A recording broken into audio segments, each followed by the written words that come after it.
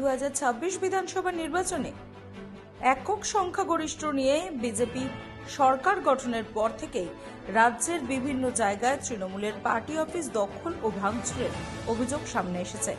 এই পরিস্থিতিতে কড়া বার্তা দিল বিজেপি নেতৃত্ব। রাজ্য বিজেপি সভাপতি সৌমিক ভট্টাচার্য স্পষ্ট নির্দেশ দিয়েছেন, কোনো রাজনৈতিক দলের পার্টি অফিস দখল বা ভাঙচুর করা যাবে না। এই ধরনের ঘটনায় জড়িতদের বিরুদ্ধে আইন অনুযায়ী কঠোর ব্যবস্থা নেবে দল।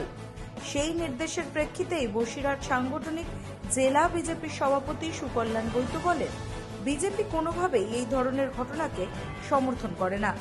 যারা এই ঘটনায় জড়িত তাদের দ্রুত চিহ্নিত করে প্রশাসনকে প্রয়োজনীয় ব্যবস্থা নেওয়ার জন্য আহ্বান জানান তিনি আরও বলেন, গণতান্ত্রিক দেশে প্রত্যেকেরই রাজনীতি করার অধিকার রয়েছে, কিন্তু কারোর পার্টি অফিস দখল করা বা ভাঙচুর করা কখনোই গ্রহণযোগ্য নয়। বিজেপি এই ধরনের কাজ বরদাস্ত করবে না। একই সঙ্গে তিনি অভিযোগ করে বলেন, তৃণমূল অতীতে যা করেছে বিজেপি সেই রাজনীতিতে বিশ্বাস করে না। বিজেপির পতাকা নিয়ে কেউ যদি কোনো দলীয় অফিসে হামলা চালায় বা অশান্তি সৃষ্টি করে তবে দল তা কখনোই মেনে নেবে না, তা স্পষ্টভাবে জানিয়ে দেন তিনি।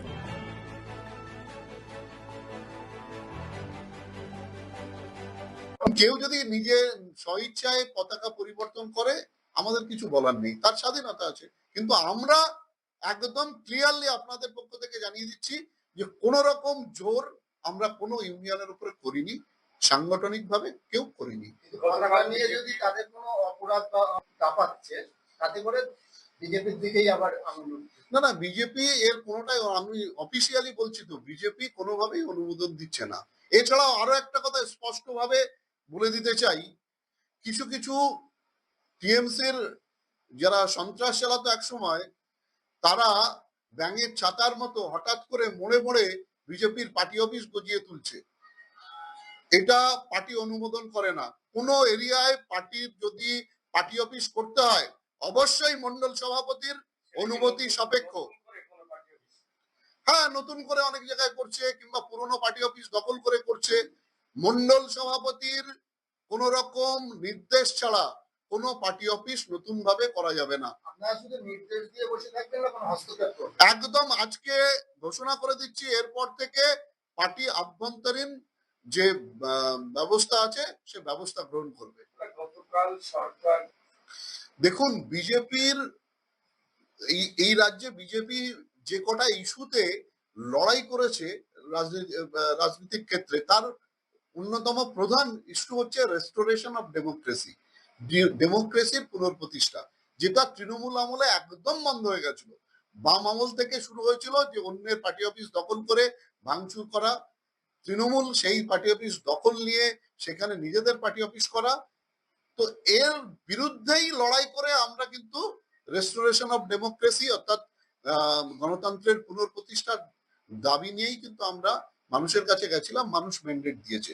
সুতরাং এইটা বিজেপি এই দখলকৃত রাজনীতির একদম বিরুদ্ধে। সুতরাং আমরা চাই যার যার পার্টি অফিস শেষে তার ফিরে পাক, সেখানে প্রকৃত রাজনৈতিক বোম বন্দুক আর মদের আকড়া না হয়ে প্রকৃত রাজনৈতিক কার্যকলাপ হোক পার্টি অফিসগুলোতে। তারপর যার যার ইডিওলজি নিয়ে আবার রাজনীতিতে লড়বো, আবার ভোটে লড়বো, জনতা যা ম্যান্ডেট দেবে সেটা মেনে নেব। 2024-এর 4 তারিখে যে ব্যাপক ম্যান্ডেট পেয়েছে ভারতীয় জনতা পার্টি, তার ফলে আজ আমরা শাসক দল।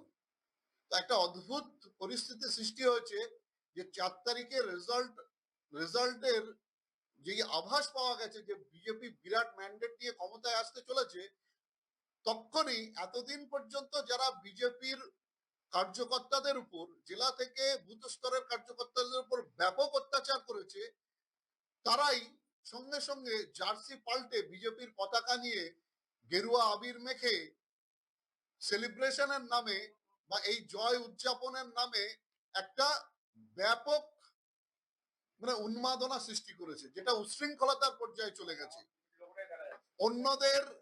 অন্যদের পার্টি অফিস দখল করা, অন্য দলের রাজনৈতিক ব্যক্তিত্বদের হেনস্থা করা, বিভিন্ন সিন্ডিকেট এবং বিভিন্ন ইউনিয়নগুলো, অটো টোটো ইত্যাদি ইউনিয়নগুলোতে গিয়ে সেখানে নিজেদের প্রভাব খাটানো। তো এই সমস্ত এই যে সন্ত্রাসের আবহ আর এই সমস্ত যে জোর জুলুম, এটা কখনোই বিজেপির সংস্কৃতি নয়। বিজেপি একটা শৃঙ্খলাবদ্ধ দল।